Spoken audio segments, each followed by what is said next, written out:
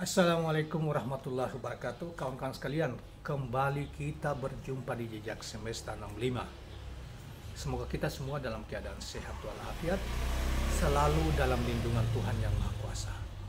Rekan-rekan sekalian, pernyataan Presiden Republik Indonesia Pak Jokowi beberapa waktu yang lalu, 2-3 hari yang lalu, yang mengatakan bahwa dia memiliki sumber-sumber data-data intelijen, bahkan ada dari BIN, ada dari BAIS, ada dari Polri, Intelkam Polri, tentang arah dan perilaku pemimpin politik, arah koalisi-koalisi partai politik saat ini, menimbulkan banyak tanggapan sudah terhadap pernyataan presiden itu yang dianggap terlalu itu bukan tugas presiden dan terlalu mencampuri urusan internal partai-partai. Nah, ini yang salah satu bentuk, mungkin ini salah satu bentuk cawe-cawe yang pernah diucapkan oleh Jokowi beberapa bulan yang lalu. Dan ini juga bisa memberi pesan ancaman tanda petik terhadap partai-partai, ketua-ketua partai yang ingin mau balele-balele keluar dari garis.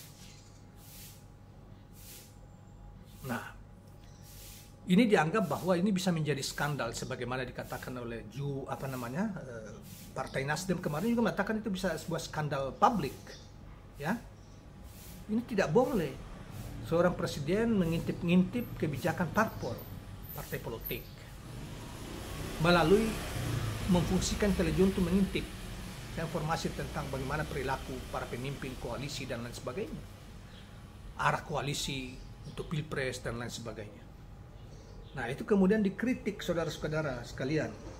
Salah satu yang kita akan tampilkan tanggapan terhadap perilaku pernyataan Presiden Jokowi terhadap soal ini, kita ambilkan dari Gelora News yang dimuat pada tanggal 18 September 2023, yang dominannya ditanggapi oleh mantan Sekjen Demokrat, Partai Demokrat, dengan judul "Demokrat belum pernah ada presiden mengungkap data intelijen soal parpol." Ya, jadi baru Jokowi. Saya tidak mengerti apakah Jokowi mengerti apa enggak soal seharusnya yang menjadi bagiannya sebagai kepala negara, dan bagaimana tidak boleh mengungkap hal-hal yang bersifat itu bagian dari security pihak lain seperti partai politik ini. Dengan menggunakan alat negara, ini juga dianggap sebagai pelanggaran hukum atau tidak? Atau Pak Jokowi sekadar sok-sok saja, bahwa jangan macam-macam, gue ini masih presiden, gue berkuasa. Yang kedua ini yang kemungkinan itu besar. Tetapi terlepas dari itu kita bacakan dulu pernyataan mantan Sekjen Partai Demokrat ini. Partai Demokrat menyesalkan pernyataan Presiden Joko Widodo di hadapan relawan Seknas Jokowi yang mengungkap bahwa dirinya telah memegang data parpol dan mengetahui arah haluan parpol dari informasi intelijen. Nah, ini dia merasa bahwa dia masih berkuasa, dia jangan suruh macam-macam gitu loh. Kalau saya menafsirkan seperti itu aja, karena Pak Jokowi ini mohon maaf, tidak dalam banyak hal dia tidak mengerti soal bernegara. Sekalipun dia presiden, padahal sudah periode kedua.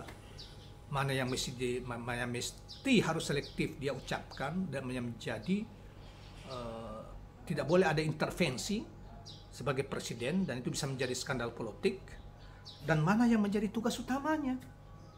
Atau memang karena egonya menunjukkan kepada relawan bahwa gue ini presiden masih ini ya, dan macam-macam. Kalau sebentar kalau orang membongkarkan tidak presiden lagi, orang membongkar mengatakan bahwa ijazah itu ternyata palsu, gimana?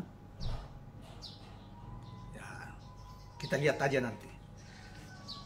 Demokrat mengatakan, saya menyayangkan statementnya Presiden Jokowi kepada publik dengan menyebut punya data intelijen mengenai parpol sampai jeroannya pun tahu, kata Ketua Dewan Kehormatan Partai Demokrat Hinca Panjaitan kepada wartawan di Kompleks Parlemen Senayan kemarin. Hinca meyakini tidak hanya Partai Demokrat yang merasa keberatan atas pengakuan kepala negara di hadapan para relawannya tersebut, sebab parpol memiliki kedaulatan untuk melakukan aktivitas politiknya dan itu dilindungi undang-undang.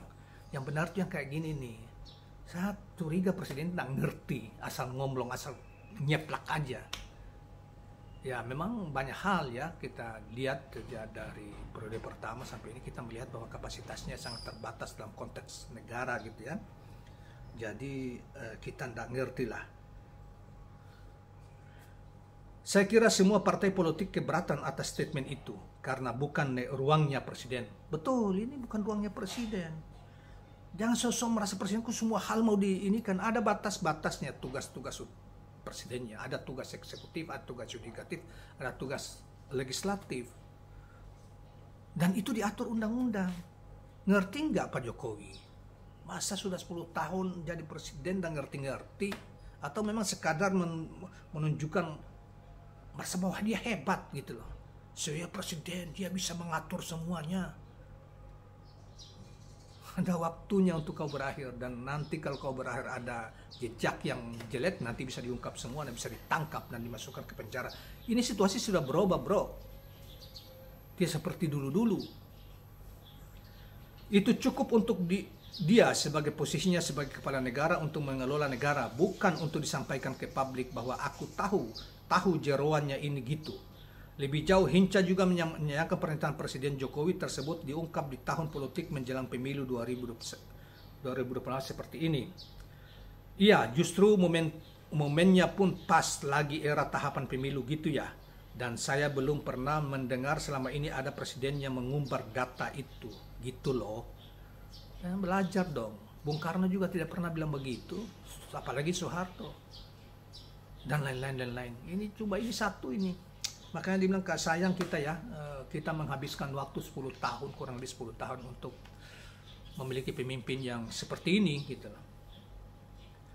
Sebelumnya Presiden Joko Widodo mengungkapkan bahwa dirinya mengetahui semua hal berkaitan partai politik.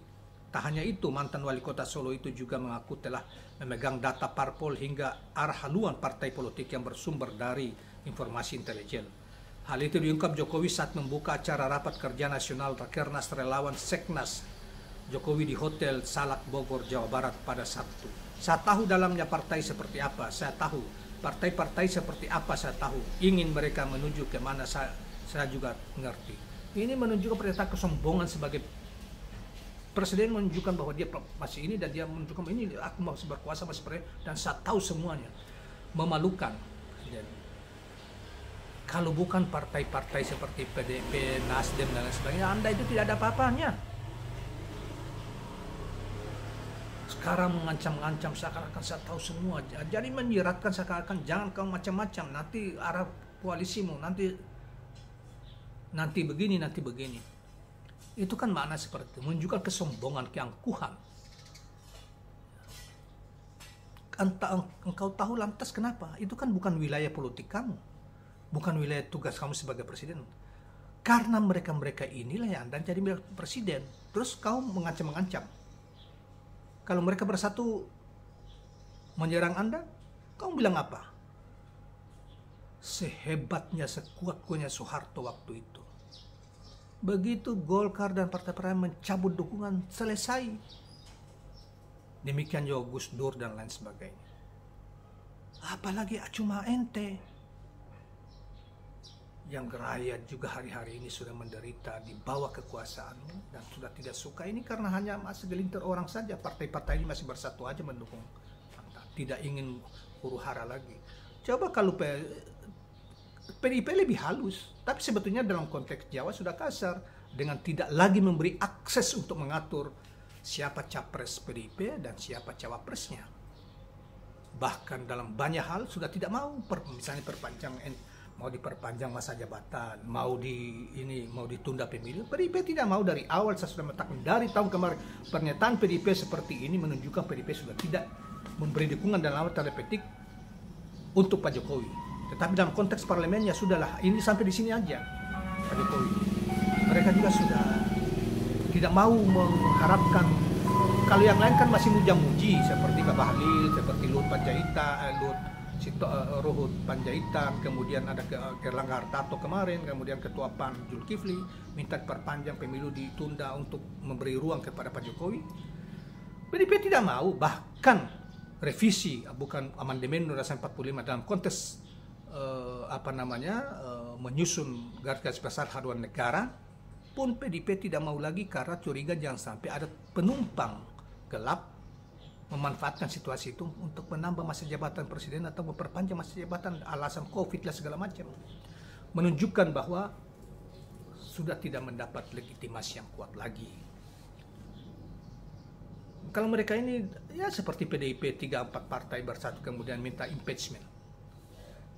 Cuma mereka ini arif, sudahlah, ini sudah mau berakhir, biarin aja. Tetapi hati-hati Pak Jokowi, situasi sudah berubah. Situasi sudah berubah.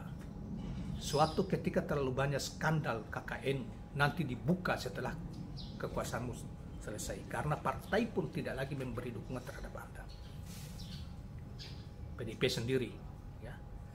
Jadi demikianlah kawan-kawan sekalian, banyak protes sebetulnya dari berbagai pihak, ya. Puan Maharani tidak memberi tanggapan apa-apa, tetapi sinis kalau kita bisa baca. Suruh tanya aja ke Pak Jokowi, karena memang Pak Jokowi terlalu jauh dan menunjukkan keangkuhannya. Dan ngapain lagi itu relawan-relawan? Memang Pak Jokowi kok pelihara relawan kayak begitu?